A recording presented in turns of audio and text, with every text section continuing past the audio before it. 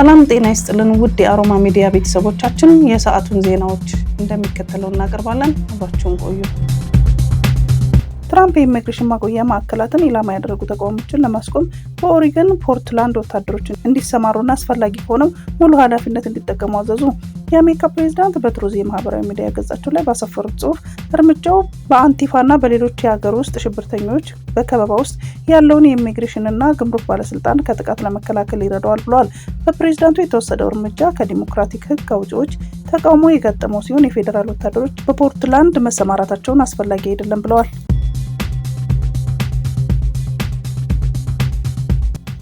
የኢትዮጵያ መከላከያ ሚኒስቴር በይፋዊ ፌስቡክ ገጹ ላይ የአሰብና የቀይ ባህር ጥያቄ ትክክል እንዳልሆነ መቀላመድ በአንዳነት ነው አሉ። ሚኒስቴር መስሪያ ቤቱ ቅዳሜ መስከረም 17 2018 ዓ.ም ወደንና ፈቅደን ስለምንሞትላት ኢትዮጵያችን ጠንቅቀን እናውቃለን በሚል ርዕስ ባሳፈርነውና በፌስቡክ ገጹ ላይ ባጋራው መልእክት የቀይ ባህርና የአሰብ ጉዳይ ከ3 አስርተ ዓመታት በላይ የኢትዮጵያችን ህመም ሆኖ የታላቋ ሀገርነቷን ክብር አሳንሷል፣ የጂኦ ፖለቲካ ብሔራዊ ወሳኝ ጥቅሙን ቀምቷል ብሏል። በስፔን ሀገር መንግስትን በመቃወም በተደረገ ሰልፍ ላይ ስርዓትን ለማስከበር የተሰማራ አንድ የፖሊስ መኮንን ከተቃዋሚዎቹ መካከል የራሱን ባለቤት በድንገት ሲመለከት እጅግ አስገራሚና ስሜት ቀስቃሽ ክስተት ተመዘገበ። ይህ አጋጣሚ ግለሰቡ በስራው ግዴታና በውስጣዊ እምነቱ መካከል ያለውን ከፍተኛ ግጭት በግልጽ ያሳየ ሲሆን በማህበራዊ ሚዲያ ላይ ሰፊ ትኩረት አግኝቷል። በቦታው የተገኙ ሰዎች እንደገለጹት ሁለቱ ግለሰቦች የየራሳቸው ሚና እንደያዙ ቀጥለዋል። ምንም እንኳን ውጥረቱ ቢታይም ቀጥተኛ ግጭት ውስጥ ሳይገቡ ሁኔታው በረጋ መንፈስ ተጠናቋል። ክስተቱ የፖለቲካ ልዩነት እስከ ቤተሰብ ውስጥ ዘልቀው ሊገቡ እንደሚችሉ አሳይቷል። በተመሳሳይ ደግሞ የህግ አስከባሪ አካላት በስራቸው የሚሸከሙትን ስሜት ጫና የሚያንጸባርቅ ሆኗል። የግል ውጥረት ቢኖርም ሰልፉ በሰላም መጠናቀቁ ሲዘገብ ይህ አጋጣሚ በስፔን ብሔራዊ ክርክር ውስጥ አዲስ ምዕራፍ ከፍቷል። የሰሜን ኮሪያው የበላይ መሪ ኪም ጆንግ ኡን እና አባታቸው ኪም ጆንግ ኢል ባለፈው ክፍለ ዘመን በ1990ዎቹ ዓመታት የውጭ ሀገራትን ለመጎብኘት በሐሰተኛ የብራዚል ፓስፖርት ተጠቅመው ነበር ሲል የደህንነት ምንጮችን በመጥቀስ የዓለም አቀፍ መገናኛ ብዙሃን ዘግቧል። የአውሮፓ የደህንነት ምንጮች ለሮይተርስ የዜና ወኪል በሰጡት መረጃ መሰረት መሪዎቹ ወደ ምዕራባዊ አገሮች ቪዛ ለማግኘት እነዚህ ፓስፖርቶች ተጠቅመው ነበር። መረጃው የሚያሳየው ኪም ጆንግ ኡን ጆሴፍ ቦዋክ በሚል ስም የተዘጋጀ ፓስፖርት የተጠቀሙ ሲሆን ፓስፖርቱ የትውልድ ቦታቸውን ብራዚል ውስጥ ሳኦ ፓውሎ አድርጎ የሚዘረዝር ነበር። የሐሰተኛው ፓስፖርት ዋነኛ ዓላማ ከሰሜን ኮሪያ ውጪ መደበኛ ባልሆነ መንገድ ለመንቀሳቀስና ምናልባትም በምዕራባውያን ሀገሮች ቆይታ ለማድረግ የመሞከር አካል ሊሆን እንደሚችልም የደህንነት ባለሙያዎች አስተያየታቸውን ሰጥተዋል። እንደ መናኸሪያ ኤፍኤም ዘገባ ከሆነ ኪም ጆንግ ኡን ገና ህፃን ሳሉ ወንድማቸውን አስከትለው ጃፓን ውስጥ የሚገኘው ቶኪዮ ዲዝኒላንድ ለመጎብኘት በተመሳሳይ የሐሰት የብራዚል ሰነድ እንደተጠቀሙ ከዚህ በፊትም የጃፓን መገናኛ ብዙሃን ዘግበው ነበር። የብራዚል የውጭ ጉዳይ ሚኒስቴር ጉዳዩን እንደሚያጣራ አስታውቆ ሰሜን ኮሪያ በጉዳዩ ላይ ያቀረበችው ኦፊሴላዊ ምላሽ የለም። የኮንግረስ አባል ኢልሃም ኡመር እና የፕሬዝዳንት ትራምፕ ውዝግብ እንደቀጠለ ነው። ፕሬዝዳንት ትራምፕ ሐሙስ ዕለት በሰጡት መግለጫ የሶማሊያ ፕሬዝዳንት ሐሰን ሼክ መሐመድን አግኝተው በእሷ ጉዳይ ማነጋገራቸውን ገልጸው ነበር። በንግግራቸው ወቅት እኔ ኢልሃንን ወደ ሶማሊያ ላባረራት ነው በሚል ሀሳብ አቅርበው የሶማሊያ ፕሬዝዳንት እንደሚቀበሏት መጠየቃቸውን ተናግረዋል። የሶማሊያው ፕሬዝዳንት ግን አልፈልጋትም ብሎኛል በማለት በመግለጫቸው ላይ አስታውቀዋል። ለዚህም ንግግር የ42 ዓመቷ የዲሞክራቲክ አባል የሆነችው ኢልሃን ኡመር በኤክስ ገጿ ላይ ዛሬ መልስ ሰጥታለች። በምላሹም ትራምፕ ከዚህ ቀደም ሶማሌ ፕሬዝዳንት የሌላት አድርገው መናገራቸውን አውስታ አሁን ደግሞ የፈጠራ ወሬ መንዛታቸውን አስረድታለች። አያይዛ ሶማሊያ ፕሬዝዳንት እንዳላት ከመካድ አንስቶ የሌላ ታሪክ እስከ መፍጠር ድረስ ትራምፕ ውሸታም ናቸው። የእኚህ ሰው አሳፋሪና የጅል ንግግር ማንም ከቁም ነገር ሊቆጥረው አይገባም ብላለች።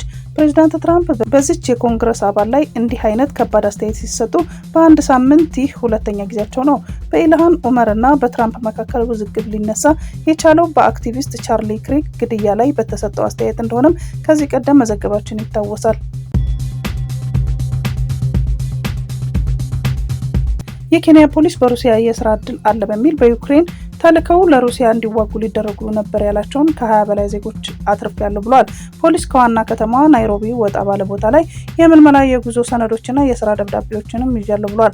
ሰዎቹ ወደ ሩሲያ ሊዘዋወሩ ነበር የተባለው ግለሰብም ተይዞ ምርመራው ተጀምሮበታል። በቅርቡ አንድ ኬንያዊ አትሌት በዩክሬን ለሩሲያ ሲዋጋ ተይዞ በተሳሳተ ስራ ተታሎ እንደመጣ መናገሩን ሲዘገብ በኬንያ በሐሰተኛ ስራ የሚታለሉ ሰዎች ቁጥር እየጨመረ ስለመሆኑም ተገልጿል። ፖሊስ አጓጊ በሆኑ የሩሲያ ስራዎች ኬንያውያን ወደ ሩሲያ ለጦርነት የሚልክ የሰው ማዘዋወር መረብ አለ ሲል ሊሄዱ ያሉ ሰዎችን $1500 መክፈላቸውን ገልጸዋል። ዩክሬን ከኬንያ ዜጎች በተጨማሪ የሶማሊያ፣ የሴራሊዮን፣ ቶጎ፣ ኩባና ስሪላንካ ዜጎችን በጦርነት ተይዘው እንደሚገኙም ገልጻለች። ዩክሬን በርካታ የአፍሪካ ዜጎች እንዳሉም ገልጻ የመጡባቸው ሀገራት ግን እነሱን ዳግም ለመቀበል ፈቃደኛ አይደሉም ብላለች። በአፍሪካ በሐሰተኛ ስራ በርከት ያሉ ዜጎች ወደማይሆኑ ቦታዎች ሲወሰዱ በታይላንድ ስራ አለ በሚል ወደ ካምቦዲያ ተወስደው በማጭበርበሪያ ማዕከላት የሚሰሩ ዜጎች እንዳሉ መዘገቡ የቅርብ ጊዜ ትውስታችን ነው።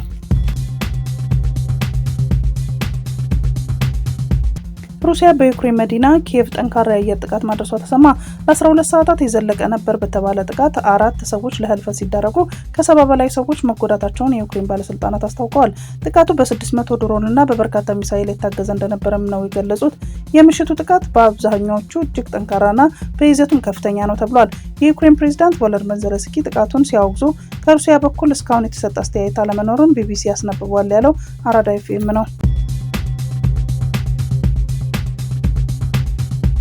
በአፋር ክልል ገቢረሱ ዞን ገላአሎ ወረዳ በደረሰ ከባድ የትራፊክ አደጋ የ4 ሰዎች ህይወት ማለፉን የክልሉ ፖሊስ ኮሚሽን የትራፊክ አደጋና ስታቲስቲክስ ዲቪዥን ዋና ሳጅን ሰይድ አህመድ ለኢቲቪ ተናግረዋል። በአደጋው ከባድ ጉዳት የደረሰባቸው 2 ሰዎች በገዋኔ የመጀመሪያ ደረጃ ሆስፒታል ሕክምና ያገኙ መሆኑ ታውቋል።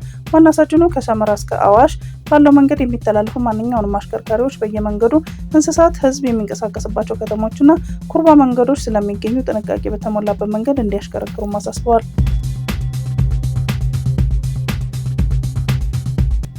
የቀድሞው የመንግስታቱ ማህበር የተላከው የመንግስታቱ ድርጅት ነው 80 ዓመታትን ደፍኗል።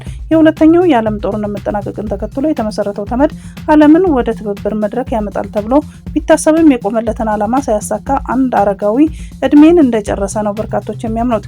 ዋና ዓላማውን ሁሉን አቀፍ የዓለም ስርዓትን ማጠናከር ቢሆንም ዓለምን ፈተና ውስጥ ያስገቡና የተናጠል እርምጃዎችን ማስቆም አልቻለም ይላሉ የፖለቲካ ተንታኞች። አፍሪካ ደግሞ በተናጠል እርምጃዎች የተጎዳች ሀገር መሆኗን አሁን ያለችበት ምስቅልቅል ማሳያ እንደሆነም ያነሳሉ።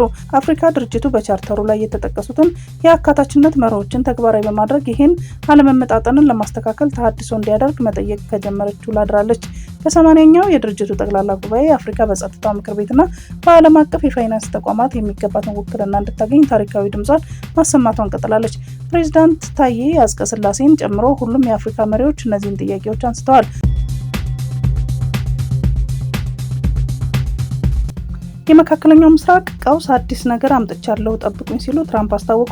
ፕሬዚዳንት ትራምፕ በማህበራዊ ሚዲያቸው ላይ ለመካከለኛው ምስራቅ ቀውስ የሚሆን አዲስ የመፍትሄ ሀሳብ ይዘው መምጣታቸውን ገልጸዋል። ይህ እቅዳቸውም ለየት ያለ ከመሆኑም በላይ ለመጀመሪያ ጊዜ የሚቀርብ መሆኑን አስረድተዋል።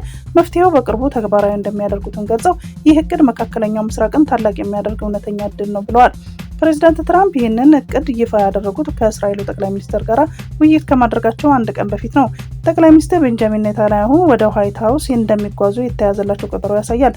ፕሬዚዳንት ትራምፕ በተመድ ጠቅላላ ጉባኤ ላይ ከበርካታ የሙስሊም ሀገራት መሪዎች ጋር የተናጠል ውይይት ያደረጉ ሲሆን በወቅቱም መፍትሄ ለጋዛ ያሉትን ሀሳቦች መለዋወጣቸው ይታወሳል። ትራምፕ ካቀረቡት ሀሳብ መካከል የታገቱት እስራኤላውያን በሙሉ እንዲለቀቁና ከሐማስ ውጪ የሆነ አስተዳደር በፊሊስጤም መልሶ ግንባታ እንዲካሄድ የሚሉ ይገኙበታል። እንዲሁም ዌስት ባንክን እስራኤል መጠቅለል እንዳትችል የሚገልጽ እቅድ መሆኑን ዘገባዎች ገልጸው ነበር። የቀድሞው የሶሪያ ፕሬዝዳንት በሽር አልአሳድ በሌሉበት የእስር ማዘዣ ወጥቶባቸዋል። የሶሪያ ሽግግር መንግስት የፍትህ ሚኒስተር በቀድሞው የሶሪያ ፕሬዝዳንት በሽር አልአሳድ ላይ በሌሉበት የእስር ማዘዣ ማውጣቱን አስታውቋል። ክሶቹም አስቀድመው የታቀደ ግድያ፣ ማሰቃየትና የእርስ በርስ ጦርነትን ለማነሳሳት የታሰቡ ድርጊቶችን ያካትታሉ። የቀድሞው ፕሬዝዳንት በተገኙበት ቦታ ሁሉ እንዲታሰሩና በተለየ የማቆያ ስፍራ እንዲቀመጡ አግባብነት ላለው የጸጥታ አካላት ጥሪ የቀረበ ሲሆን የታጠቁ ኃይሎችም ትዕዛዙን እንዲፈጽሙ ታዘዋል። የሰብአዊ መብት ድርጅቶች ከአሳድ የስልጣን ዘመን ጋር የተያያዙ ከባድ ጥሰቶች ለረጅም ጊዜ ሲመዘገቡ ቆይተዋል።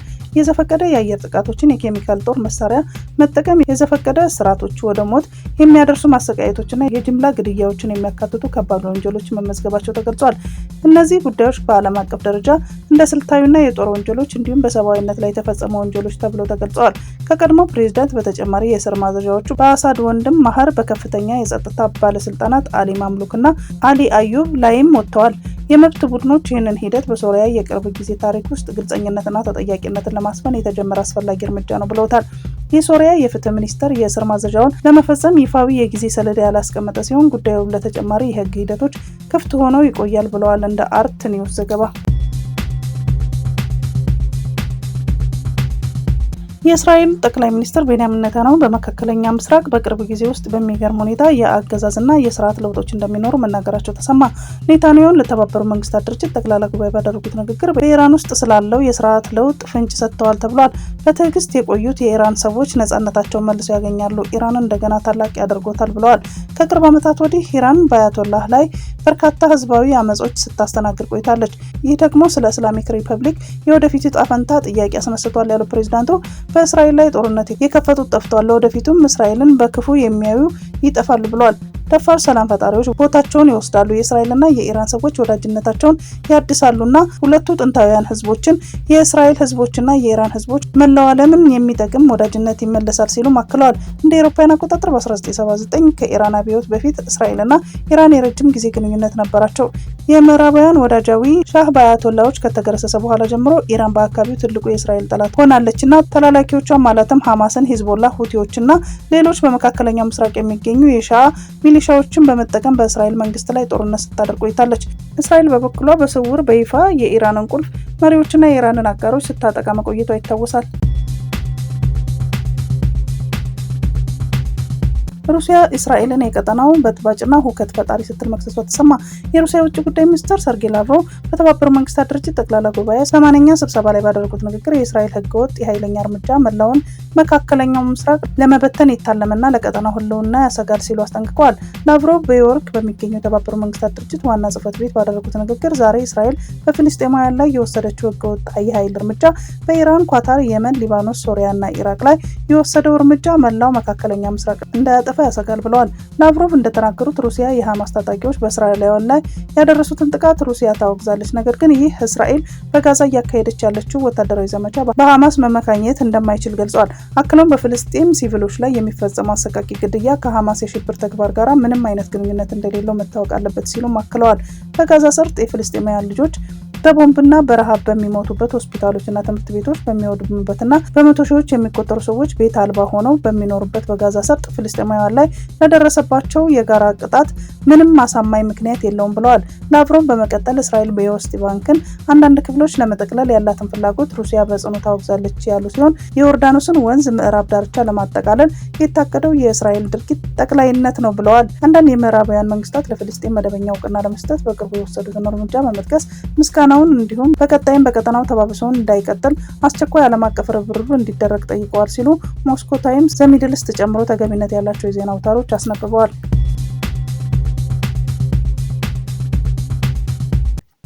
በአዲስ አበባ በአይነቱ የመጀመሪያና እጅግ ዘመናዊ የሆነ የህፃናትና ወጣቶች ቲያትርን ሲኒማ ኮምፕሌክስን በምክትል ጠቅላይ ሚኒስትር ተመስገን ጥሩነህና በአዲስ አበባ ከንቲባ አዳነች አቤቤ መስከረም 18 ቀን 2018 ዓ.ም በይፋ ተመረቀ። ቦሌ ፍላሚንጎ ጀርባ የከተማውን የቲያትር ኮምፕሌክስ ሁለት ባለ 14 ወለል ብሎኮችን 1200 ሰዎችን የመያዝ አቅም ያለው አንድ ቲያትርና ሁለት ዘመናዊ ሲኒማ ቤቶች እንዲሁም ልዩ ልዩ መገልገያዎችን ያካተተ ነው። የቲያትር ኮምፕሌክሱ ዓለም አቀፍ ደረጃውን የጠበቀና አዲስ አበባን የሚመጥን ነው ተብሏል።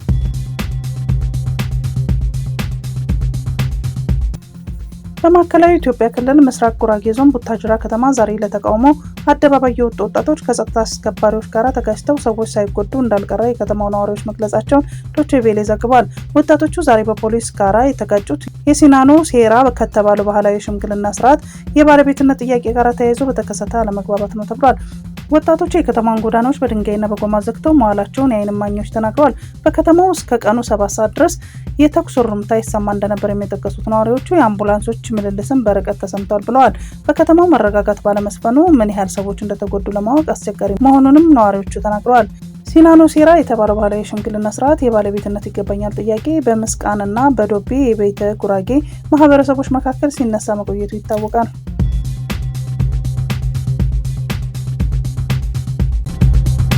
የኤሎን መስክ ኩባንያ የሆነው ስፔስ ኤክስ በካሊፎርኒያ ከሚገኘው የጠረፍ ጣቢያ 28 ስታርሊንክ ሳተላይቶችን አምጥቋል። ሳተላይቶቹን የተሸከመው ፋልኮን 9 የተሰኘው ሮኬት የስፔስ ኤክስን ዓለም አቀፍ የኢንተርኔት አገልግሎትን ማስፋፋት ወደ ህዋ መምጠቁን በርካታ ዓለም አቀፍ መገናኛ ብዙሃን ዘግበዋል።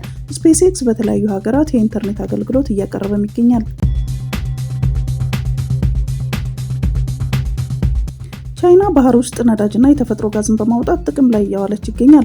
ሀገሪቷ ባህር ውስጥ የዘረጋችው የነዳጅና የጋዝ ማስተላለፊያ የቧንቧ መስመር አጠቃላይ ርዝመቱ 10,000 ኪሎ ሜትር ማለፉን አስታውቃለች። የባህር ጨውና የተለያዩ ኬሚካሎችን ተቋቁሞ ለዓመታት የሚቆየው ይህ ግዙፍ የቧንቧ መስመር ለማምረትና ለመዘርጋት ዘመናዊ ቴክኖሎጂ ወሳኝ ድርሻዎች እንዳላቸው ተጠቁሟል። ቻይና ባለፉት 5 ዓመታት ባህር ውስጥ የዘረጋቻቸውን የነዳጅና የጋዝ ማስተላለፊያ ቧንቧዎች ከ2 ኢንች እስከ 48 ኢንች የሚደርስ ስፋት እንዳላቸውም ሲጂቲኤን ዘግቧል። ሱዳን በአባይ ወንዝ ውሃ ሙላት የተነሳ የአስቸኳይ ጊዜ አዋጅ አወጀች። የሱዳን መስኖና ውሃ ሀብት ሚኒስቴር ባወጣው አዋጅ በአባይ ወንዝ ዳርቻ የሚገኙ ነዋሪዎች በሙሉ ከባድ አደጋ ውስጥ መግባታቸውን አስታውቋል። የአባይ ወንዝ ውሃ ሙላት እየመጣ ያለውን ከሁለቱም አባይ ወንዞች ማለትም ከጥቁርና ከነጭ አባይ መሆኑን የጠቀሰው ሚኒስትሩ በተለይ ማስጠንቀቂያ የሰጠው ለካርቱም ሪቨር ናይል፣ ሲናር፣ ዋይት ናይል እና ብሉ ናይል በተሰኙ አካባቢዎች ለሚገኙ ዜጎች ነው። ባለፉት 4 ቀናት ውስጥ ከፍተኛ የሆነ የውሃ ፍሰት እየመጣ መሆኑን የገለጸው ሚኒስትሩ በሚቀጥሉ ቀናት ይህ እየጨመረ ስለሚሄድ በጎርፉ የተነሳ የእርሻ መሬቶችና ቤቶች ጭምር ሊጥለቀለቁ እንደሚችሉ ማሳሰቢያ ሰጥቷል። ይህን ማሳሰቢያ ተከትሎም በተለይ በሪቨር ናይል አካባቢ የሚገኙ አርሶ አደሮች የሽንኩርት ምርታቸውን በቅናሽ ለገበያ ማቅረብ መጀመራቸው ተዘግቧል። በተያያዘ የሱዳን መስኖና ውሃ ሀብት ሚኒስቴር በመግለጫው በአሁኑ ወቅት ከጥቁር አባይ ወንዝ ማለትም ከኢትዮጵያ እየፈሰሰ ያለውን ውሃ በቀን 730 ሚሊዮን ኪዩቢክ ሜትር መሆኑን አስታውቋል። ይህ ደግሞ በሱዳን የሚገኙት ግድቦች መያዝ ከሚችሉት ውሃ መጠን ከፍተኛ ብልጫ እንዳለው አስረድቷል። የገንዘብ ሚኒስቴር ከ2018 የበጀት ዓመት ጀምሮ በነዳጅ ምርቶች ላይ በአጠቃላይ 30 በመቶ ግብር ሙሉ በሙሉ ተግባራዊ እንደሚያደርግ ማረጋገጡ ተሰማ። ይህ አዲስ ግብር 15 በመቶ ተጨማሪ እሴት ታክስ እና 15 በመቶ የኤክሳይዝ ቀረጥን የሚያካትት መሆኑን ሚኒስትሩ ገልጸዋል። ይህ እርምጃ በሀገሪቱ የፋይናንስ ፖሊሲ ላይ ከፍተኛ ለውጥ የሚያመጣ መሆኑና የሀገር በቀል ኢኮኖሚ ማሻሻያ አጀንዳ አንዱ አካል እንደሆነም ተመላክቷል። ሚኒስትሩ ባለፈው ሳምንት በመጨረሻ ላይ ባቀረቡት አጠቃላይ የዜጎች በጀት ውስጥ በተያዘው በጀት ዓመት ተግባራዊ የሚደረጉ የግብር አይነቶችን በዝርዝር አስቀምጠዋል። በዚህ መሰረት ከነዳጅ ላይ ከሚጣለው አጠቃላይ 30% የኤክሳይዝ ታክስ እና የተጨማሪ እሴት ታክስ በተጨማሪ የንብረት ታክስ ይገኙበታል። እንዲሁም አማራጭ አነስተኛ ታክስ እና የቅድመ ግብር ክፍያ በተመሳሳይ መልኩ በ2018 በጀት ዓመት ተግባራዊ ለማድረግ መታቀዱን ካፒታል ጋዜጣም ለመረዳት ችሏል። ነዳጅ በማዕከላዊነት የሚጫወተው ሚና ከፍተኛ በመሆኑ የግብር ጭማሪው የዋጋ ግሽበቱ እንዲባባስ ያደርጋል የሚል ስጋት ሲከሰት እንደነበር ይታወሳል ሲል ካፒታል በገጹ አስነብቧል። የአሜሪካው ፕሬዝዳንት ዶናልድ ትራምፕ የእስራኤልን ጠቅላይ ሚኒስትር ቤንጃሚን ኔታንያሁ ሰኞ ዕለት ዋይት ሀውስ ውስጥ እንደሚያገናኟቸው የተገለጸ ሲሆን ውይይታቸውም እስራኤል በጋዛ ግዛት የምታደርገውን ጦርነት የማስቆም ዓለም አቀፍ ግፊት በከፍተኛ ደረጃ እየጨመረ ባለበት ወቅት ነው። ትራምፕ በቅርቡ መፍትሄ ሊያመጣ ይችላል ብለው ያቀረቡትን ባለ 21 ነጥብ እቅድ ከኔታንያሁ ጋር እንደሚወያዩበት ይጠበቃል። ይህ የሰላም እቅድ በዋናነት ወዲያውኑ ተኩስ እንዲቆም፣ በቀጣይ 48 ሰዓታት ውስጥ ታጋቾች በሙሉ እንዲለቀቁና የእስራኤል ወታደሮች ከጋዛ ቀስ በቀስ እንዲወጡ የሚጠይቅ ነው። ፕሬዚዳንት ትራምፕ በማህበራዊ ሚዲያ ገጻቸው ባስተላለፉት መልእክት በመካከለኛው ምስራቅ በታላቅነት እውነተኛ እድል እንዳለ በመጠቆም ሁሉም ወገኖች ለመጀመሪያ ጊዜ ልዩ ለሆነው ነገር ዝግጁ ናቸውና እናስፈጽመዋለን ብለዋል። ይህ በእንዲህ እንዳለ ጠቅላይ ሚኒስትር ኔታንያሁ በኒውዮርክ በተካሄደው የተባበሩት መንግስታት ጠቅላላ ጉባኤ ላይ ባደረጉት ንግግር ሐማስ እስኪጠፋ ድረስ ጦርነቱን ማስፈጸም አለብን በማለት አቋማቸውን በድጋሚ አንጸባርቀዋል። ሆኖም ከትራምፕ ጋር በጋዛ የእስረኞች ልውውጥና የተኩስ ማቆም እቅድ ላይ እየሰሩ መሆኑን ገልጸዋል። ይህ ወሳኝ ስብሰባ የሚካሄደው እስራኤል ዓለም አቀፍ ተቃውሞ እየገጠማ ባለበትና የኔታንያሁ ጥምር መንግስት የውስጥ ተቃውሞ እየጨመረበት ባለበት እንዲሁም የጋዛ የጤና ሚኒስቴር ከ66,000 በላይ የፍልስጤማውያን መሞታቸውን ባወጀበት ውጥረት በሞላበት ወቅት ነው። ተንታኞች እንደሚሉት ትራምፕ የኔታንያሁ ጠንካራ ደጋፊ ቢሆንም አሁን ግን የጋዛ ጦርነት ለማቆም ግፊታቸውን ሊጨምሩ እንደሚችሉ ይጠበቃል ያለው መናኸሪያ ሬዲዮ ነው። ለበርካታ ዓመታት ነፍጥ አንግበው ህዝብን ሰላም ሲነሱና ልማት ሲያደናቅፉ የነበሩ የሸኔ ታጣቂዎች መንግስት የሚያቀርበውን ያልተቋረጠ የሰላም አማራጭ በመቀበል የቡድኑ ጃልበርሲሳን ጨምሮ 73 አባላትን 7 ብሬን፣ 4 ስናይፐር፣ 50 ክላሽ እና ሌሎች ኋላ ቀር መሳሪያዎችን ይዘው እጃቸውን ሰጥተዋል። ወዶ ገቦቹ የሆሮ ጉድሩ ወለጋ ዞን መቀመጫ ወደሆነችው ሻምቡ ከተማ የገቡ ሲሆን የቴዎድሮስ ኮር ዋና አዛዥ ብርጋዴር ጄኔራል ረሺድ ኢብራሂምን ጨምሮ የክፍለ ጦሩ አመራር፣ የወረዳዎች አመራር፣ አባገዳዎችና የሀገር ሽማግሌዎች በተገኙበት አቀባበል ተደርጎላቸዋል። በዚህ በሰለጠነ ዘመን ዓላማ የሌለው ትጥቅ አንግቦ በጫካ መኖር ትርፉ ውድቀትና ኪሳራ ነው ያሉት ብርጋዴር ጄኔራል ረሺድ ኢብራሂም የሰላምን ምንነትና አስፈላጊነት ተረድተው እጅ ለሰጡ የሸኔ አባላት በየደረጃው ከሚገኙ የመንግስት አካላት ጋር በመነጋገር ወደ ህብረተሰቡ ተመልሰው መስራት እንዲችሉ አስፈላጊውን ድጋፍና ክትትል እናደርጋለን ብለዋል። ኮሩ በየተሰማራበት የግዳጅ ቀጠና እጥፍ ድርብ ድል እያስመዘገበ መሆኑን ጠቅሰው በቀጣይ የሰላም አማራጭ ወደ ጎን በመተው በየጫካው የሚሽለኮለኩ የቡድን አባላት ላይ የሚወስደውን እርምጃ ተጠናክሮ ይቀጥላል ማለታቸው ከኢፌዴሪ መከላከያ ሰራዊት የማህበራዊ ትስስር ገጻቸው ያገኘነው መረጃ ያመለክታል። የኮሩ ዘመቻ ኃላፊ ሌተናል ኮሎኔል ጌታነህ አሰፋ በበኩላቸው ኮሩ በቀጠናው ሌት ተቀን ደከመኝ ሰለቸኝ ሳይል በሚያደርገው አሰሳና ስምሪት በርካታ ድሎችን እያስመዘገበ መሆኑን አንስተው ይህም አንዱ የስምሪታችን አቅም ማሳያ ውጤት ነው ብለዋል። አክለውም ይህ ትልቅ ስኬት የሰራዊቱ ሞራልና የማድረግ አቅም ከፍ እንደሚያደርገውም ተናግረዋል። እስራኤል በአየርና በምድር እየፈጸመች ባለው ጥቃት ምክንያት 2 እስራኤላውያን ታጋቾች ጋር ግንኙነት እንደተቋረጠበት የገለጸው ሐማስ ታጋቾችን ከአደጋው በህይወት ለማውጣት የአየር ድብደባውን ለጊዜው እንዲያቆምና ጦሩ ከፊል ጋዛን ለቆ እንዲወጣ ማሳሰበ። እሁድ ዕለት የእስራኤል ወታደራዊ ኃይል በጋዛ ከተማ ባደረሰው ጥቃት ማታን አንግረስትና ኦምሪ ሚራን የተባሉ 2 ታጋቾች ጋር ግንኙነት እንደተቋረጠ የገለጸው ቡድኑ የ2 እስረኞች ህይወት በጣም አደጋ ላይ ነው።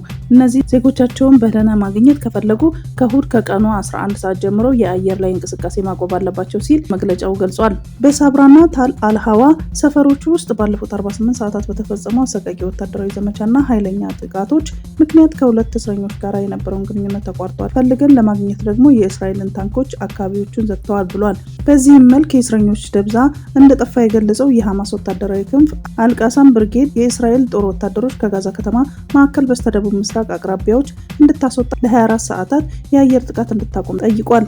አክሎም ፕሬዚዳንት ትራምፕ አፋጣኝ የተኩስ አቁም ስምምነት በተመለከተ ያቀረቡት ባለ 21 ነጥብ የስምምነት ሀሳብ ዙሪያ በእቅዱ ላይ ገለጻ እንደተደረገለት፣ ነገር ግን ከሸምጋዮች ከግብጽና ከኳታር ይፋዊ መደራደሪያ አቅም ተከትሎ እንዳልደረሰው የገለጸው ሐማስ ማንኛውንም ሀሳብ በአዎንታዊና በኃላፊነት ለማጥናት ዝግጁ መሆኑን ገልጿል። የሐማስ ባለስልጣናት ቡድኑ ቀደም ሲል ጦርነቱ እንዲያበቃ ፍላጎት እንዳለው በመግለጽ የእስራኤላውያን ጦር ሙሉ በሙሉ ከጋዛ እንዲወጣ ከተደረገው ሁሉንም ታጋቾች ለመልቀቅ ፈቃደኛ መሆኑን ተናግሯል ሲል ሮይተርስ፣ ጄሩሳሌም ፖስት እና ሌሎችም ዘግበዋል። ዩክሬን ሩሲያን ለወንጀልና ከኔቶ ጋር ወደ ቀጥታ ጦርነት ለማስገባት በማሰብ ተመሳስለው በተሰሩና የሩሲያ ባንዲራ የሚያውለበልቡ ሰው አልባ ድሮኖችን በማዘጋጀት በሩማኒያና በፖላንድ ውስጥ ጥቃት ለማድረስ ሴራ ማሴሯን ተነገረ። የሩሲያ ውጭ ጉዳይ ሚኒስትር ቃል አቀባይ ማሪያ ዛካሮቫ በቴሌግራም ቻናላቸው ላይ እንደገለጹት ዩክሬን ከዚህ ቀደም የወደቁትን በርካታ የሩሲያ ጌራን 2 ካምካዜ ድሮኖችን ወደ ነበረበት ለመመለስ የጦር ጨቅላናት በማስታጠቅና በአውሮፓ ህብረት ሀገራት ውስጥ ወደሚገኙ ዋና ዋና የኔቶ ማጓጓዣ ማዕከላት ጥቃት ለማድረስ እያሰበች መሆኑን ደርሰንበታል ብለዋል። ዓመታትም በዘለቀው የሁለቱ ጦርነት የወደቁ ወይም የሩሲያ ሰው አልባ አውሮፕላኖችን በማደስ በአውሮፓ ሀገራት ላይ ጥቃት በመፈጸም ሞስኮን ጥፋተኛ ለማድረግ እና በሩሲያና በኔቶ መካከል የትጥቅ ግጭት በመፍጠር በአውሮፓ ዘመናዊ ታሪክ አውዳሚ የሆነውን የሶስተኛ ዓለም ጦርነት ለማስጀመር ማቀዷን በስለላ ደርሰንበታል ብለዋል። በአውሮፓ ህብረት ሀገራት ውስጥ ወደሚገኙ ዋና ዋና የኔቶ ማጓጓዣ ማዕከላትን ለማጥቃት እንዳሰበች የተናገሩት ሚኒስትሯ በተመሳሳይ ጊዜ ለጥቃቱ ሞስኮን ተጠያቂ በማድረግ በአውሮፓ የውሸት ትረካ ይሰራጫል ብላለች። እንደ ዛካሮቫ አባባል እንደዚህ አይነት የተንኮል ተግባር ዓላማ ኔቶ ከሩሲያ ጋር በቀጥታ ወታደራዊ ግጭት እንዲፈጠር ማድረግ ሲሆን ከመስከረም አጋማሽ ላይ እነዚሁ የታደሱ የጌራን ድሮኖች በላቪቭ ክልል ወደሚገኘው ያቮርቪስክ ማሰልጠኛ ቦታ መድረሳቸውን ገልጻለች። ዛካሮቫ የሃንጋሪ ጋዜጠኞችን ጠቅሳ የዩክሬን ፕሬዚዳንት ቮሎዲሚር ዜሌንስኪ ለእነዚህ ድርጊቶች የተጠረጠሩበት ምክንያት ቀጥተኛ እንደሆነ ከባድ ሽንፈት እየደረሰባቸው የሚገኙት የዩክሬን ታጣቂ ኃይሎች ዓለምን ብሎም አውሮፓን ወደ ጦርነቱ በመጎተት አውሮፓ ምድር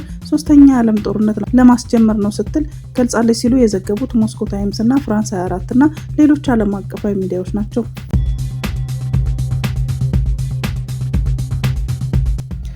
በነዳጅ የሚሰሩና አገልግሎት እየሰጡ ያሉ ተሽከርካሪዎች ዕጣ ፈንታቸው ወደ ኤሌክትሪክ መቀየር ነው ሲሉ የትራንስፖርትና ሎጂስቲክስ ሚኒስቴር አስታወቀ። የትራንስፖርትና ሎጂስቲክስ ሚኒስትር ዴኤታ በርኦ ሐሰን በነዳጅ የሚሰሩ ተሽከርካሪዎችን ወደ ኤሌክትሪክ ለመቀየር ስታንዳርድ ጸድቆ መመሪያ እየተዘጋጀ መሆኑን ገልጿል።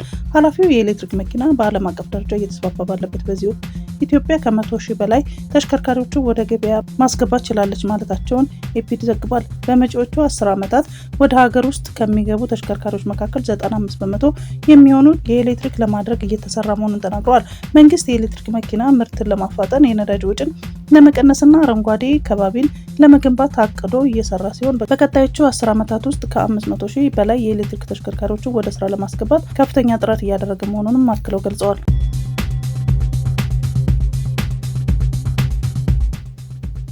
የአውሮፓ ህብረት ኮሚሽን የኮቪድ ክትባት ትክክለኛ የጤና ቁጥጥር ሂደቶችን ሳያሟላ መጽደቁንና መሰራጨቱን በይፋ አረጋግጧል። የኮቪድ ክትባት በወሰዱ ሰዎች ላይ በተደረገ ጥናት የልብ የአንጎልና የደም መርጋትን አደጋ መጨመሩን በቅርቡ ጊዜ የወጣ ጥናት አረጋግጧል።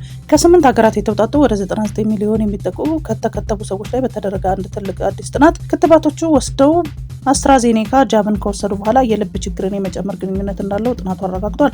የመጀመሪያዎቹ 2 ክትባቶች በወሰደው ሰው ላይ የልብ ስጋት መጨመር በአንጻራዊ ሁኔታ ቀላል ቢሆንም አስትራዜኔካ ጃብ የተባለው ክትባት ከወሰዱ በኋላ ግን በአማካይ በተፈጥሮ ከተከሰቱት የልብ ነርቭ በሽታዎች ቁጥር በ3 እጥፍ እንደጨመረ ጥናቱ ገልጿል።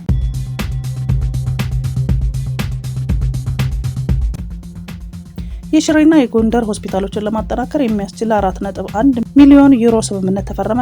ኢትዮጵያና ጣሊያን በሽሬና በጎንደር ሆስፒታሎች የጤና አጠባበቅ አገልግሎት ለማጠናከር የ4.1 ሚሊዮን ዩሮ ስምምነት መፈራረማቸውን የገንዘብ ሚኒስቴር አስታውቋል።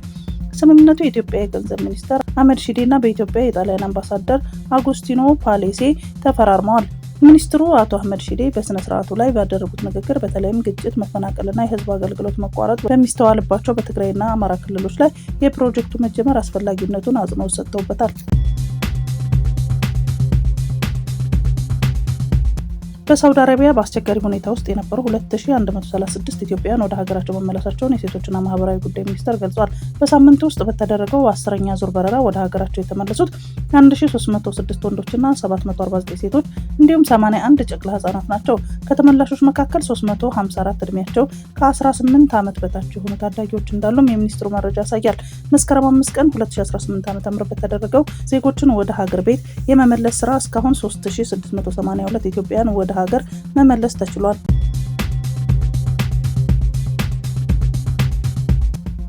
የካርቦን ልቀትን 80% የሚቀንስና የነዳጅ ቁጠባን በ12% የሚያሻሽል ሱፐርቴክ የተሰኘ ምርት ይፋ ሆነ።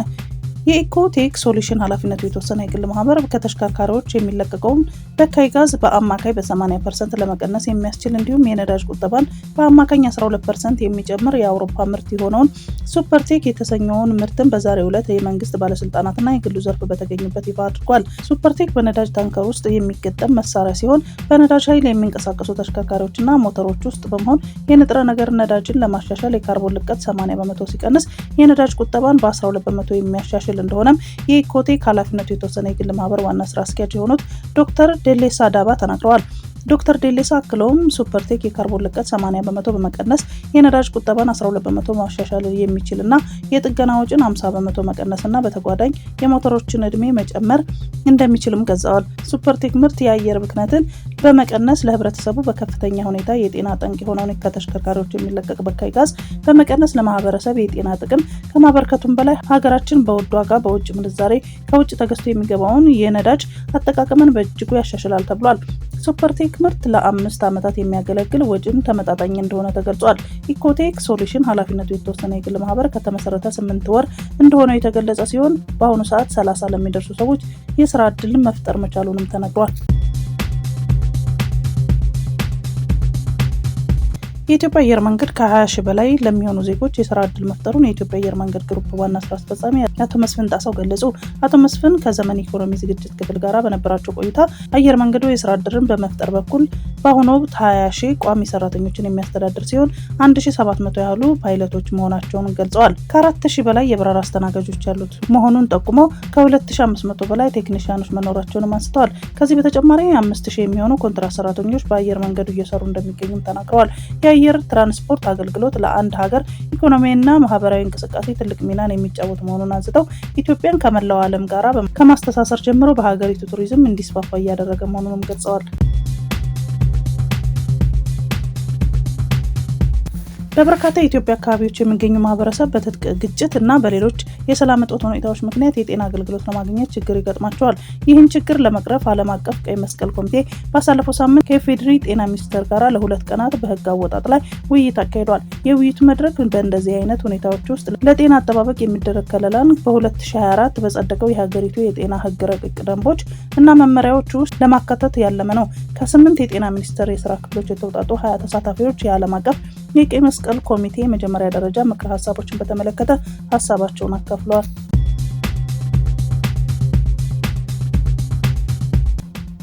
የብሔራዊ መረጃና ደህንነት አገልግሎት አባል ነኝ በማለት ሰዎችን በማስፈራራት እያገተ ገንዘብ ሲቀበል የነበረ ግለሰብ በቁጥጥር ስር መዋሉን የአዲስ አበባ ፖሊስ ጠቅላይ መምሪያ አስታወቀ። ዳዊት ጥላሁን ወይም እንደስሙ ጥላሁን የተባለው ግለሰብ ሐሰተኛ የብሔራዊ መረጃና ደህንነት አገልግሎት መታወቂያ በመጠቀም የተቋሙ ሰራተኛ ነኝ በማለት ሰዎችን በማገትና በማስፈራራት ገንዘብ እንዲቀበል ከህብረተሰቡ የመጣን ጥቆማ መነሻ በማድረግ የብሔራዊ መረጃና ደህንነት አገልግሎትና የአዲስ አበባ ፖሊስ ጠቅላይ መምሪያ በጥምረት ባደረጉት ክትትል ግለሰቡን መስከረም 16 ቀን 2018 ዓ.ም በቁጥጥር እንዲውል አድርገዋል። ተጠርጣሪው ከሜክሲኮ ወደ ጋርመንት በታክሲ ተሳፍራ የምትሄድ የግል ተበዳይን ሳሮን ተስፋዬ ደህንነት ነኝ በማለት በማስፈራራትና በመደብደብ ጉዳት ያደረሰባት መሆኑን የግል ተበዳይ በማህበራዊ ሚዲያ ማሰራጨቷ ይታወቃል። ግለሰቡ በግል ተበዳይ ላይ ባደረሰው ጉዳት በህግ የሚጠየቅ መሆኑን ፖሊስ አስታውቋል። ግለሰቡ በቁጥጥር ስር በዋለበት ወቅት ሐሰተኛ የብሔራዊ መረጃና ደህንነት አገልግሎት መታወቂያ እንደተገኘበትም ፖሊስ አስታውቋል። ለግለሰቡ በተመሳሳይ የወንጀል ድርጊት የተፈጸመበት ግለሰብና ስለ ግለሰቡ ማንኛውም መረጃ ያለው ሰው ለአዲስ አበባ ፖሊስ ጠቅላይ መምሪያ መረጃ በመስጠት ትብብር እንዲያደርግና የጸጥታ አካላትና አባል ነን በማለት የሚያስፈራሩና ተጽዕኖ የሚያሳድሩ ግለሰቦች ሲያጋጥሙ በወቅቱ ለፖሊስ እንዲያሳውቁ መልእክት ተላልፏል።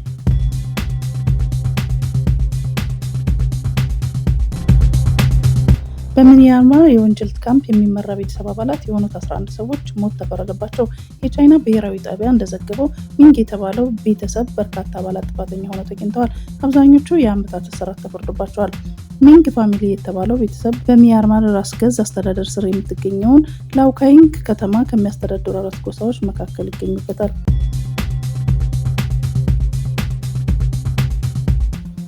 ደቡብ አፍሪካ በፈረንሳይ ውከሉይ ብላ የላከቻቸውን ዲፕሎማት ሞቶ መገኘታቸው የተዘገበ ነው። የፈረንሳይ ፖሊስ ምርመራ መጀመሩን የገለጸ ሲሆን አምባሳደር ኢማኑኤል ማቲው ከመሞታቸው አስቀድሞ አብረዋቸው የነበሩትን ሰዎች ለጥያቄ ትፈልጋላችሁ ተብለው ፖሊስ ጣቢያ ተወስደዋል ተብሏል። አምባሳደሩ ሞተው የተገኙት በፓሪስ ቅንጡ ሆቴል ውስጥ ሲሆን በአሟሟታቸው ዙሪያ ፖሊስ ዝርዝር መረጃውን ከማውጣት ተቆጥቧል። ኢማኑኤል ማቲው ለአምባሳደርነት ፈረንሳይ ጠቅልለው ከገቡ ገና 1 ዓመታቸው ነው። ውሃና መብራት ለረጅም ጊዜ በመቋረጡ ምክንያት የተቀሰቀሰውን የማዳጋስካር ወጣቶች ተቃውሞ ተከትሎ የሀገሪቱ ፕሬዝዳንት መንግስታቸውን እንደሚበትኑ አስታውቁ። ፕሬዝዳንቱ አንድሪ ራጆሊና ሰኞ ዕለት በብሔራዊ ቴሌቪዥን በተላለፈው ንግግራቸው መንግስት አባላት የተሰጣቸውን ስራ አላከናወኑም እንደሆነ ለዚህ እውቅና እንሰጣለን፣ ይቅርታም እንጠይቃለን ብለዋል። ጀንዚ በመባል የሚጠሩ በሺዎች የሚቆጠሩ ወጣቶች የአዲሱ ትውልድ አባላት በተቃውሞ ሰልፍ የሀገሪቱን ከተሞች ማጥለቅለቅ የጀመሩት ባለፈው ሳምንት ሐሙስ ዕለት ነበር። የአሜሪካው ፕሬዝዳንት ዶናልድ ትራምፕ እና የእስራኤሉ ጠቅላይ ሚኒስትር ቤንያሚን ኔታንያሁ አዲስ የጋዛ የሰላም እቅድን በተመለከተ ስምምነት ላይ መድረሳቸው አስታወቁ። የሁለቱ መሪዎች እቅድ ወታደራዊ ኦፕሬሽን በአፋጣኝ እንዲቆም እንዲሁም ሐማስ በ72 ሰዓታት ውስጥ 20 እስራኤላውያን ታጋቾችና የሞቱ ታጋቾችን አስክሬን እንዲያስረክብ ምክረ ሀሳብ አቅርቧል። በምላሹ በመቶዎች የሚቆጠሩ የታገቱ የጋዛ ነዋሪዎች የሚለቀቁ ይሆናል። የጀርመኑ መሪ ሜርዝ ትራምፕን የጋዛ እቅድ በደስታ መቀበላቸውን ገለጹ።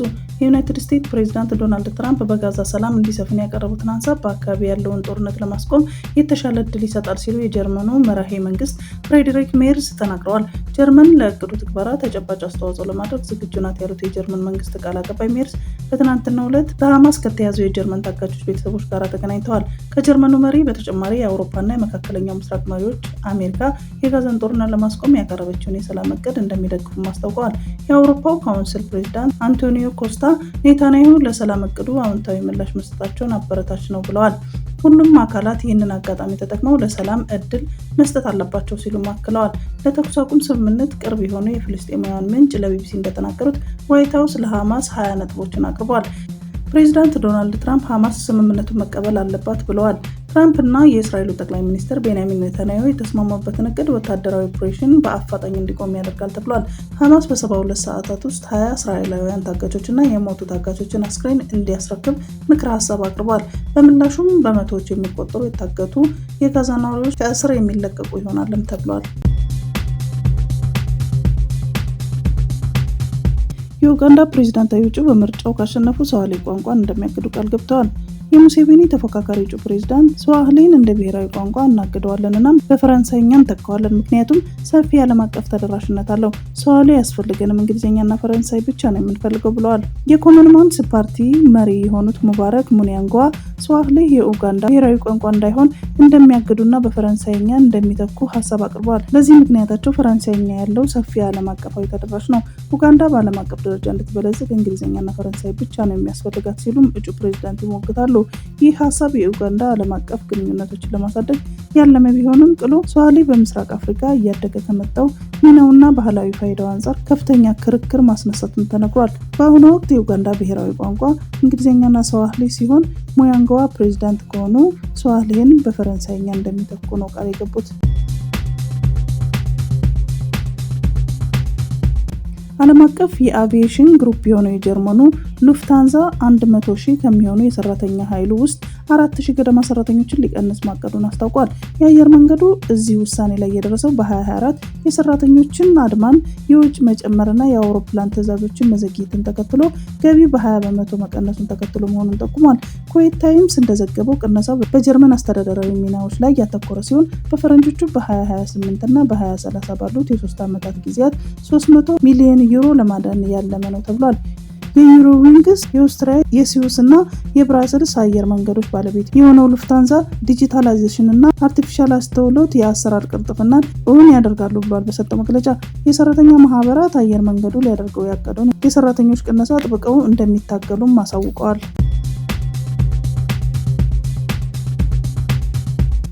ዩቲዩብ በአሜሪካ ፕሬዝዳንት ዶናልድ ትራምፕ የቀረበበትን ክስ ተከትሎ የ24.5 ሚሊዮን ዶላር ካሳ ለመክፈል መስማማቱን የአሜሪካው የዜና ወኪል ኒውስማክስ ዘግቧል። ባለቤትነቱ የጉግል ኩባንያ የሆነው ዩቲዩብ በፈረንጆቹ በ2021 በምርጫ ማግስት በዋሽንግተን ሁከት በተነሳበት ማግስት የዶናልድ ትራምፕን አካውንት ለቀናት ዘግቶ እንደነበረ ይታወሳል። በተመሳሳይ ከዩቲዩብ በተጨማሪ ኤክስ እና ፌስቡክም የፕሬዝዳንቱን አካውንት በጊዜያዊነት ማገዳቸው ይታወቃል። ይህንንም የኩባንያው ውሳኔ ተከትሎ ፖለቲካዊ መድሎ ተፈጽሞብኛል የሚል ወደ ፍርድ ቤት ያመሩት ዶናልድ ትራምፕ ኩባንያዎቹ ላይ የጥፋተኝነት ውሳኔ ማስወሰን ችለዋል። በዚህም ጥፋቱን አስቀድሞ ያመነው ዩቲዩብ የ24.5 ሚሊዮን ዶላር ካሳ ለመክፈል መስማማቱን የገለጸ ሲሆን በተመሳሳይ ኤክስ እና ፌስቡክ ፍርድ ቤት የሚወስንባቸውን የገንዘብ ካሳ ለፕሬዝዳንቱ እንደሚከፍሉ ይጠበቃል።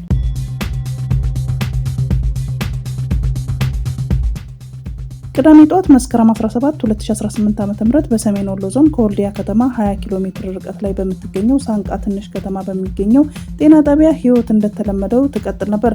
በአንዱ ክፍሉ ለ2 ወራት አልጋ ይዞ የታመመ ልጁን ተስፋ ሳይቆርጥ የሚጠይቅ አባት ነበር። በሌላ ክፍል የታመሙ ልጆቻቸውን ደግሞ በጤና ለማየት ሌት ተቀን የሚተጉ እናትና አባት ነበሩ። በመዋለጃ ክፍል ደግሞ አንዲት ነፍሰ ጡር እናት አዲስ ህይወት ወደዚህ ምድር ለማምጣት ምጥ ይዟት ትታገል ነበር። የጤና ባለሙያዎችም የህይወትና የሞት ሽረት በሚደረግባቸው ክፍሎች ውስጥ የሰው ኃይል ለማትረፍ እዚህ እዛ ይሉ ነበር። ከቀኑ 6 ሰዓት ሲሆን ግን ይህ ሁሉ ተስፋና ትግል በአንድ ቅጽበት ተለወጠ። ሰማዩ የህይወት ብርሃንን ሳይሆን ሞት አዘነበ። ያልታወቀ ድሮን በታካሚዎቹ ተኝተው በሚታከሙበት ክፍል 5 ላይ አረፈ። ከዚያ በኋላ የሆነውን ከጥቃቱ የተረፈችው አንዲት የጤና ባለሙያ ባልደረባ እንዲህ ታስታውሰዋለች። ምንም ራሴን አላውቅም። መሬት ተሰንጥቆ የዋጠን ነው የመሰለን። ከጎኔ የነበሩት ሲወድቁ እኔን እግዚአብሔር ነው የከለለኝ። ፍንዳታው አካባቢውን አናወጠው። የፈነዳው ጤና ጣቢያ ውስጥ ቤተሰቦቻቸው የነበሩ ሰዎች ልባቸው በፍርሃት ተውጦ ወደ ስፍራው ሲሮጡ ያዩት ትዕይንት ዘግናኝ ነበር። በደመ ነፍስ ነበር ይላል አንዱ የዓይን እማኝ ለቢቢሲ ዘጋቢ ሲናገር። የደማውም የታመመውም እየተዛዘለ በፍርስራሹ ሲወጣ ሳያየሁትን ማመን አቅቶኝ ነበር። በፍርስራሹ ውስጥ የሰው ህይወት ለማትረፍ በተደረገው ግብግብ 4 ሰላማዊ ሰዎች ግን ሊተርፉ አልቻሉም። አይናቸው እያየ የስራ ባልደረቦቻቸውና ታካሚዎቻቸው ሲሞቱ የተመለከቱ የጤና ባለሙያዎቹ የሟቾች ታሪክ በሀዘን ይናገራሉ። 3 ልጆቻቸውን ሲያስታምሙ የነበሩ ወላጆች ነበሩ። አንደኛው እናት፣ ሌላኛው አባት እና ለ2 ወራት የታመመው ልጁን ሲጠይቅ የነበረው ያ ተስፈኛ አባት የልጆቻቸውን ህይወት ለማትረፍ መጥተው የራሳቸውን ህይወትም አጡ። ነገር ግን ከሁሉም በላይ ልብ የሚሰብረው ታሪክ በማዋለጃ ክፍል ውስጥ የተፈጸመው ነው። ማዋለጃ ክፍል ላይ የሞተች እናት አለች ትላለች የጤና ባለሙያ። አንዷ ነፍሰ ጡር ወልዳ ነበር። እሷ ግን እየወለደች እያለች ነው የሞተችው። አዲስ ህይወት ልትሰጥ ስትታገል የራሷም ህይወት ተቀጥፎ አዋላጅ ነርሷም እጇ ክፉኛ ቆስሎ ነበር። የሟቾቹ በተጨማሪ የ6 ዓመት ህፃንን ጨምሮ ከ10 በላይ ሰዎች ቆሰሉ። ከነዚህ መካከል 8ቱ ህይወት ለማትረፍ ሲለፉ የነበሩ የጤና ጣቢያ ባለሙያዎች ነበሩ። አገልጋዮቹ በገዛ ተቋማቸው ውስጥ ተጠቂ ሆኑ። በአካባቢ በተፈጠረው ግጭት ምክንያት መንገድ ተዘግቶ ስለነበረ ቁስለኞቹ ለ2 ቀናት ያህል በስቃይ ሲያሳልፉ ቆይተው ሰኞ ዕለት ወደ ወልዲያ ሆስፒታል ሊወሰዱ ችለዋል። የአካባቢው ነዋሪዎች እንደሚሉት ጥቃቱ ኢላማ ያደረገው በጤና ጣቢያ ውስጥ ሕክምና ሲያገኙ የነበሩ የቆሰሉ የፋኖ ታጣቂዎች ሳይሆኑ አይቀርም። ነገር ግን ያ ኢላማ 7 የማይደርሱ ታጣቂዎችን ሲገድል አብሮ የነፍሰ ጡር እናትና ሊታመሙትን የሚያስታምሙ ወላጆችና ህይወት አድን ባለሙያዎችን ህይወት ቀማ። የጤና ጣቢያው ከክፍል 5 እስከ ክፍል 7 ድረስ ሙሉ በሙሉ ፈርሷል። ፍርስራሹም በውስጡ ስለነበረው ተስፋና ስለተቀጨው ህልም ምክር ሆኖ ቆሟል። በሳንቃ ከተማ ህዝቡ በከፍተኛ ፍርሃት ውስጥ ነው። ፈርተን መድኃኒት እንኳን ማምጣት አልቻልንም ይላል አንድ ነዋሪ። ድሮኑ ትናንትም ሲዞር ነው የዋለው። ምን እንደምንሆን ግራ ገብቶናል። በአንድ ወቅት የህይወት ተስፋ የሚሰጥበት ነበር የጤና ጣቢያ፣ አሁን የሀዘንና የፍርሃት ምልክት ሆኗል። ሰማዩ ስር ሞት እያንዣበበ የሳንቃ ከተማ ነዋሪዎች ቀጣዩን የፍርሃት ጀንበር መቼ እንደምትጠልቅ ሳያውቁ ቀናቸውን ይገፋሉ። በትግራይ ክልል 11 ሰዎች በኮሌራ ሳቢያ እንደሞቱና 425 ሰዎች በወረርሽኙ እንደተያዙ ተገለጸ። በትግራይ ክልል የተለያዩ አካባቢዎች የኮሌራ ወረርሽኝ እንደተቀሰቀሰና 11 ሰዎች ህይወታቸው እንዳለፈ ተገለጸ። የትግራይ ክልል ጤና ቢሮ የህብረተሰብ ጤና የድንገተኛ ክፍል አስተባባሪ መብራቱም ሀፍተ ለቢቢሲ እንደገለጹት ከሐምሌ 19 ቀን 2017 ዓ.ም አንስቶ በክልሉ የኮሌራ ወረርሽኝ ታይቷል። የአማራ ክልል ዋግምራ ዞን አዋሳኝ በሆኑ አካባቢዎች ሰለዋና ሳምረ በተባሉ ወረዳዎች ወረርሽኙ እንደተጀመረም ተናግረዋል። በዋግምራ በሽታው እንዳለ ሰምተን ነበር። ከዋግምራ አበርገሌ ወረዳ ጋራ የሳምረና ሰለዋ ወረዳዎች መረጃ እየተለዋወጡ ነበር። ከዚያም በኋላ እኛ ጋራ በኮሌራ የተጠረጠሩ ሰዎች ስናይ ናሙና እየወሰድንና ሕክምናውን እያደረግን ቆየን ሲሉ ለቢቢሲ አስረድተዋል። በትግራይ ክልል ደቡብ ምስራቅ ዞን የሚገኘው ሳምረ ወረዳና በደቡብ ወሎ ዞን የሚገኘው ሰለዋ ወረዳ ወረርሽኙ በታየ በ22 ቀናት ውስጥ በሰሜን ምዕራብ ዞን ሰየምቲ አዲ አቦ አካባቢ ወረርሽኙን መከሰቱን አክለዋል። እስካሁን ባለ መረጃ ወደ 425 ሰዎች ታመዋል፣ 11 ሰዎች ህይወታቸው አልፏል ሲሉም ተናግረዋል። ኔታንያሁ በትራምፕ የሰላም እቅድ መስማማታቸውን የአሜሪካ ፕሬዝዳንት ማረጋገጣቸው ተነገረ። የዩናይትድ ስቴትስ ፕሬዝዳንት ዶናልድ ትራምፕ ጠቅላይ ሚኒስትር ቤንያሚን ኔታንያሁ በጋዛ ሰላም ለመፍጠር ባቀዱት እቅድ ሰኞ በዋይት ሀውስ ያደረጉትን ስብሰባ ተከትሎ መስማማታቸውን ገልጸዋል።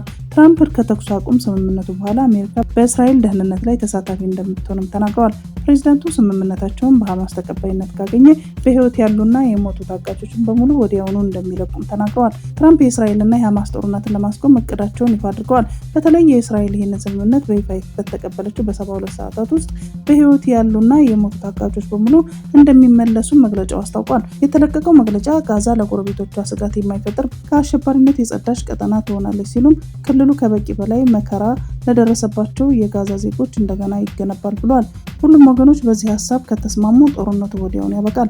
ሁሉም ታጋቾች ከተመለሱ በኋላ በሰላም አብሮ ለመኖርና መሳሪያቸውን ለማስፈታት የተወሰኑ የሐማስ አባላት ምህረት ይደረግላቸዋል። ጋዛን ለቀው ለመውጣት የሚፈልጉ የሐማስ አባላት ወደ ተቀባይ ሀገሮች በሰላም እንዲገቡ ይደረጋል ሲሉ መናገራቸውን የዘገበው ጀሩሳሌም ፖስት ነው።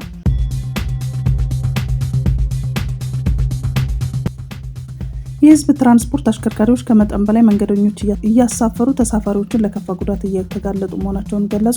በክልሉ በተለይም የመንገድ ችግር ያለባቸውን አካባቢዎች የህዝብ ትራንስፖርት አገልግሎት የሚሰጡ አሽከርካሪዎች መንገደኞችን እጅግ ከመጠን በላይ በመጫንና ከታሪፍ በላይ በማስከፈል ተሳፋሪዎችን ለችግር እየተዳረጉ ነው። ከማልጋ ወረዳ ማኒቾ ከተማ ወደ ሐዋሳ የሚመላለሱ መንገደኞች በተለምዶ ቅጥቅጥ አይሱዚ በሚባል ተሽከርካሪ ከመጠን በላይ እንደሚጭኑና ከታሪፍ በላይ ገንዘብ እንዲከፍሉ እንደሚገደዱ ቅሬታቸውን ለማለዳ ሚዲያ አሳውቀዋል። ችግሩ ያለው የትራንስፖርት ችግር ያለበት ቦታ ብቻ ሳይሆን በመሃል ከተማና አስፋልት መንገድ በማያቋርጥባቸው አካባቢዎች ጭምር የትራንስፖርት አገልግሎት የሚሰጡ አሽከርካሪዎች ትርፍ መጫንንና ከታሪፍ በላይ በማስከፈል ህዝቡን ለአላስፈላጊ ወጪና እንግልት እየዳረጉ እንደሆነም ተጠቁሟል። በዚህ ጉዳይ ላይ ማልዳ ሚዲያ ያነጋገራቸው አንዳንድ ሾፌሮች እንደሚሉት የነዳጅና የመለዋወጫ ዕቃ ዋጋ በመናሩ እንዲሁም የትራፊክ ፖሊስ የዕለት ውሎ ወጪን ለመሸፈን ትርፍ ሰው ለመጫን እንደሚገደድ ተናግረዋል። ሰዓት እላፊ ሲሆን ከታሪፍ በላይም እንደሚያስከፍሉም አልሸሸጉም።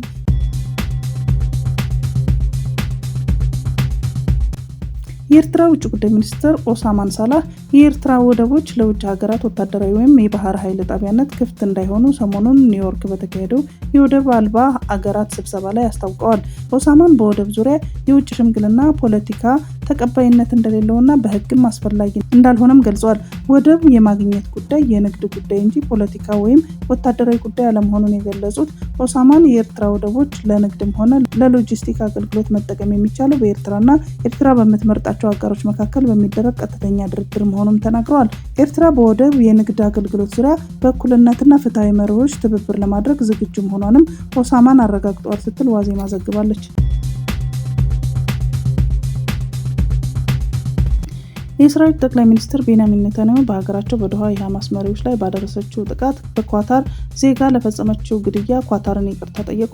ኔታንያሁ የኳታር ሉዓላዊነት በመጣስ ስለፈጸመችው ድርጊት የኳታር ጠቅላይ ሚኒስትር ሼክ መሐመድ ቢን አብዱራህማን ቢን ጃሲም አልታኒን ይቅርታ ጠይቀዋል።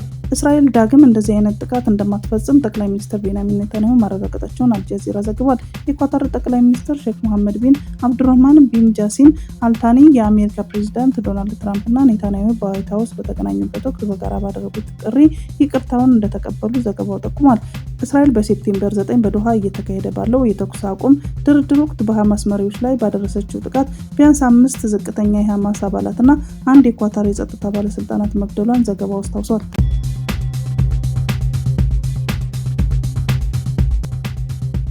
ጄኔራል አልቡርሃን በርካታ የዩክሬን ቅጥረኞች ወታደሮችን መደምሰሳቸውን አስታውቁ። በሌተናል ጄኔራል አብዱልፈታህ አልቡርሃን የሚመራው የሱዳን ጦር ኃይል ባወጣው መግለጫ በዳርፉር ግዛት እየተካሄደ ባለው ጦርነት ከፍተኛ ቁጥር ያላቸው የውጭ ሀገር ቅጥረኛ ወታደሮች መገደላቸው ተገለጸ። ከእነዚህም ውስጥ የዩክሬን ወታደሮች እንደሚገኙበትም አስረድቷል። እንደ መግለጫው የጦር ኃይሉ 6ኛ ክፍለ ጦር በአልፋሸር ውስጥ በሚገኘው አልካራማ የተሰኘው አደባባይ ላይ ባከናወነው ልዩ ዘመቻ የፈጥኖ ድራሽ ኃይሉ ላይ ከፍተኛ ኪሳራ አድርሷል። በዚህም ለፈጥኖ ድራሽ ኃይሉ ተሰልፈው ሲዋጉ የነበሩ የውጭ ሀገር ወታደሮች የኪሳራው አካል መሆናቸውን አስታውቋል። እንደ መግለጫው ከተገደሉት ውስጥ የዩክሬንና የኮሎምቢያ ዜግነት ያላቸው ቅጥረኞች ይገኙበታል። በመግለጫው እነዚህ ቅጥረኞች ወታደሮች የድሮን ኦፕሬተርና የስናይፐር ተኳሽ በመሆን ሲሰሩ የነበሩ መሆናቸውን አስረድቷል ሲል ሚድል ኢስት ሞኒተር ዘግቧል።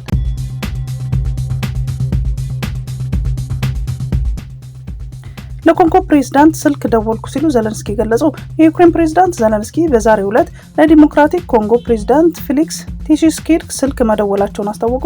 በኤክስ ገጻቸው ላይ ባሰፈሩት መልእክት በዩክሬን ሕዝብና በራሴ ስም ከዩክሬን ጎን በመቆማቸው ምስጋናዬን አቅርቤላቸዋለሁ። በሰላም ተጠቃሚነት፣ ሉዓላዊነትና የግዛት አንድነትን በማክበርና የሁለትዮሽ ግንኙነታችንን በማጠናከር ላይ አውርተናል ብለዋል። ጨምረው እኛ ዩክሬናዊ በዚህ ጦርነት ወቅት ብዙ የቴክኖሎጂ ልምድ አግኝተናል። ይህም ለማጋራት ዝግጁ ነን። በወታደራዊ ትብብር፣ በአግሮ ቴክኖሎጂና የመንግስት አገልግሎትን ዲጂታል በማድረግ ላይ ዩክሬን ከሌሎች ሀገራት ጋር ለመተባበር ዝግጁ ናት። ዲሞክራቲክ ኮንጎ ደግሞ ለትብብሩ ፈቃደኛ በመሆኑ አብረን እንሰራለን ያሉት ዘለንስኪ በቅርቡ ፕሬዝዳንቱን ጠርተው በአካል እንደሚነጋገሩ አስታውቀዋል።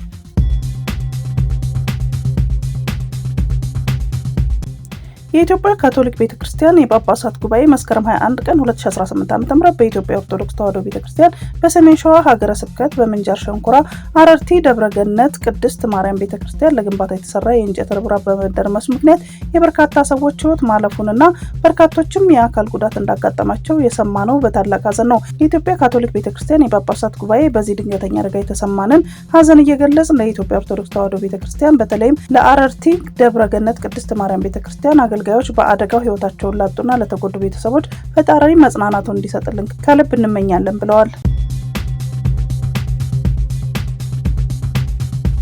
የክረምት ወራት መጠናቀቁን ተከትሎ ከመስከረም አጋማሽ ጀምሮ እስከ ታህሳስ ወር መጨረሻ ድረስ በኢትዮጵያ የጉንፋን ወረርሽኝ እንደሚኖር የኢትዮጵያ ሕብረተሰብ ጤና ኢንስቲትዩት አስታውቋል።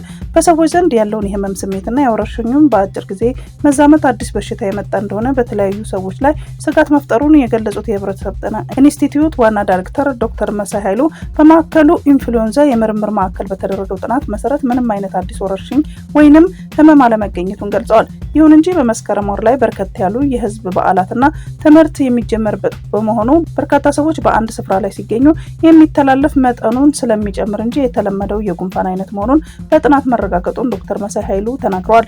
የመስከረም ወር መጨረሻ ላይ እንደመሆናችን መጠን በቀጣይ ወራት የመተላለፉን መጠን እንዳይጨምርና በህመሙ እንዳይጠቁ ሰዎች ጥንቃቄ እያደረጉና ከበሽታው ራሳቸውን እንዲከላከሉ የኢትዮጵያ ሕብረተሰብ ጤና ኢንስቲትዩት መልእክት አስተላልፏል ሲል መናኸሪያ ኤፍኤም ዘግቧል።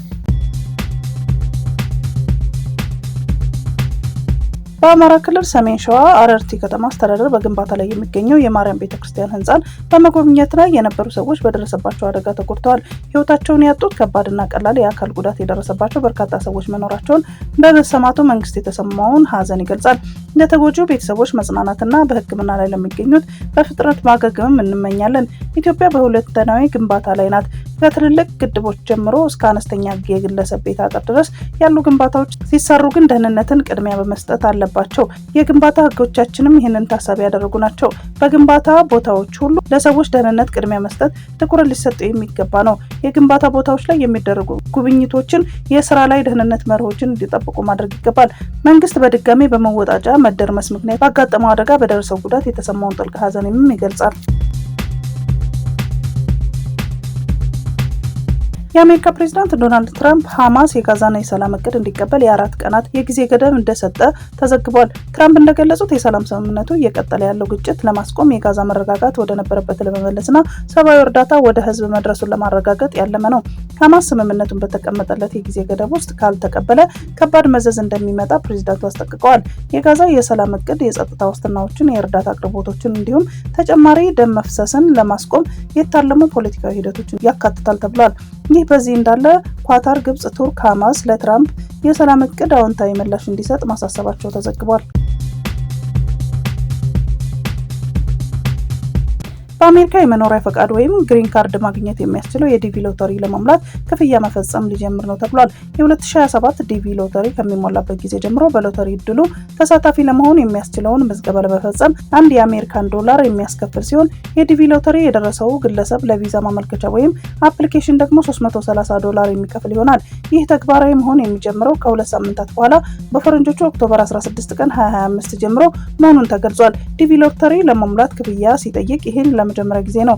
የ2027 የዲቪ ሎተሪ በፈረንጆቹ ጥቅምት ወር እስከ ህዳር ድረስ መሙላት ይቻላል። ክፍያው የሚፈጸመው በኢፔመንት ነው።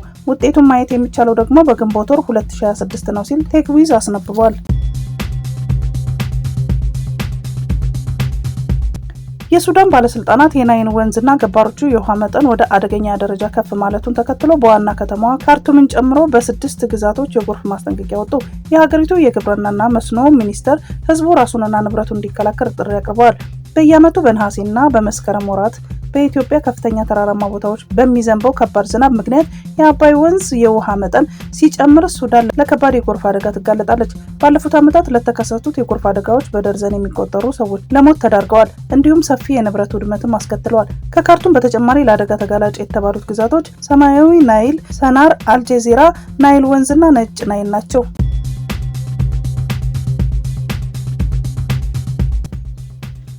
የአፍጋኒስታን ነዋሪዎች ኢንተርኔት ለማግኘት ወደ ፓኪስታን ድንበር ሲጓዙ ታይተዋል። ከዚህ ቀደም ባለስልጣናት በመላው ሀገሪቱ ያሉ የመገናኛ ዘዴዎች ሙሉ በሙሉ ዘግተው ነበር።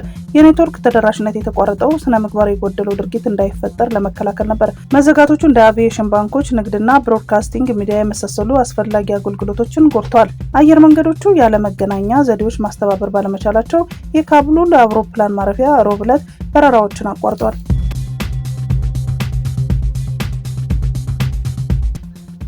በተለያዩ የሀገሪቱ አካባቢዎች ከሚኒስትሩ እውቅና ውጪ እየሰሩ ባሉ የአስጎብኚዎች ላይ እርምጃ እንደሚወስድ ቱሪዝም ሚኒስቴር ለአሃዱ አስታውቋል። እርምጃው በሀገሪቱ ከቱሪዝም ዘርፍ ልታገኝ የሚገባትን ገቢ ለማስጠበቅና የጎብኚዎች ቁጥር ለመጨመር ያለመ ነው ተብሏል። የሚኒስትሩ የህዝብ ግንኙነትና ኮሚኒኬሽን ስራ አስፈጻሚ አቶ አለማየሁ ጌታቸው ከሚኒስትሩ ኃላፊነቶች መካከል ለአስጎብኚ ተቋማትና ግለሰቦች ፈቃድ የመስጠትና የማደስ ስራ አንዱ እንደሆነም አስታውሰዋል። በቱሪዝም ዘርፍ አስጎብኝነትን ጨምሮ በሌሎች ከቱሪዝም ጋር የተያያዙ ስራዎች ላይ የተሰማሩ ተቋማትም ሆነ ግለሰቦች የሚጠበቅባቸውን አሟልተው በዘርፉ ለመሰማራት የሚያስፈልጋቸውን ህጋዊ እውቅና ሳያገኙ አገልግሎት መስጠት ላይ ከሆኑ እርምጃ እንደሚወስድባቸው አጽንኦት ሰጥተውበታል። ስራ አስፈጻሚው አክለውም ያልተፈቀደ አገልግሎት በሚሰጡ አስጎብኚዎች ላይ በሚወስደው እርምጃ እንደየጥፋቱ ደረጃ እንደሚለያይ ገልጸው የቅጣት አፈጻጸሙ ከቅርብ ጊዜ ወዲህ ይጸድቃል ተብሎ በሚጠበቀው መመሪያ መሰረት እንደሚሆንም አስረድተዋል። ሚኒስቴር መስሪያ ቤቱ የቱሪዝም ዘርፉን ለማዘመን በሀገር ውስጥና ከውጭ ጎብኚዎች የሚገኘውን ገቢ ማሳደግ ላይ አተኩሮ በመስራት ላይ እንደሚገኝም የኮሚኒኬሽን ስራ አስፈጻሚው ተናግረዋል። የቱሪዝም ዘርፉ ከህገወጥ አሰራር መከላከልና የጎብኚዎችን አገልግሎት ምቾት ማረጋገጥ የዚህ እርምጃ አካል ነውም ተብሏል።